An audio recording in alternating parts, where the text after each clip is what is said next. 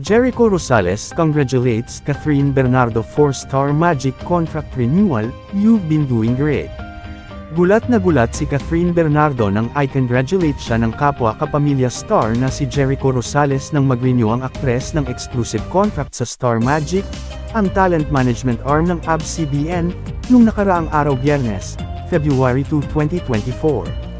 Bahagi ng contract signing event ay ang pagbibigay ng mensahe kay Catherine ng kanyang pamilya, malalapit na mga kaibigan, at fans, dahil sa patuloy nitong pagtitiwala sa Kapamilya Network na tahanan niya sa loob ng 2 dekada. Isa sa mga nagpaabot ng mensahe ay si Jericho. Sa pamamagitan ng isang pre-recorded video, pinuri ni Jericho si Catherine dahil sa pagiging magaling na aktres at mabuting kaibigan nito. Hiling pa ng aktor, sa pag-renew ng kontrata ni Catherine sa ABS-CBN ay magkasama na sila sa isang proyekto. Mensahe ni Jericho kay Catherine, "Hey, Kat. I wanna congratulate you for the steps that you've been taking. I've been watching you and you've been doing great. I hope that we can work on something someday. We'll work on that, promise." Jericho Rosales congratulates Catherine Bernardo for Star Magic contract renewal, "You've been doing great." Jericho hopes to work with Catherine. "Hey, Kat. I wanna congratulate you for the steps that you've been taking. I hope that we can work on something someday. We'll work on that, promise." Catherine Bernardo gets emotional as she renews contract with Star Magic. "Last year was a very, very hard time for me." Isa sa mga nagpaabot ng mensahe ay si Jericho. Sa pamamagitan ng isang pre-recorded video, pinuri ni Jericho si Catherine dahil sa pagiging magaling na aktres at mabuting kaibigan nito. Hiling pa ng aktor, sa pag-renew ng kontrata ni Catherine sa ABS-CBN ay magkasama na sila sa isang proyekto. Mensahe ni Jericho kay Catherine, "Hey, Kat. I wanna congratulate you for the steps that you've been taking. I've been watching you and you've been doing great.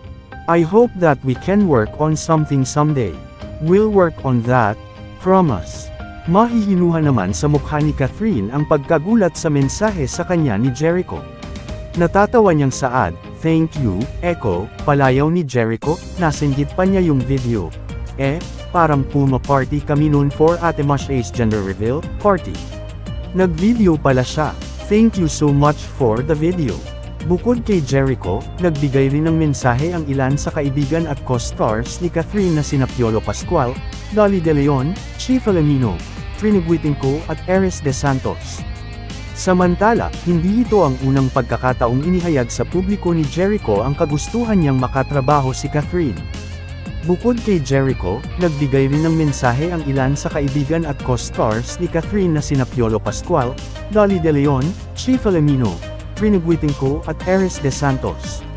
Samantala, hindi ito ang unang pagkakataong inihayag sa publiko ni Jericho ang kagustuhan niyang makatrabaho si Catherine.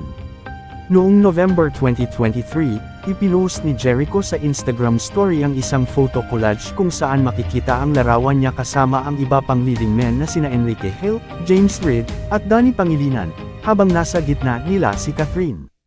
Sa caption nito, sinabi ni Jericho na bukod sa magagaling na kasamang leading men ay gusto rin niyang makasama si Catherine sa isang proyekto. Anya, "While I would love to be paired with this gorgeous leading man, I think it would make more sense to work with Kat at this moment."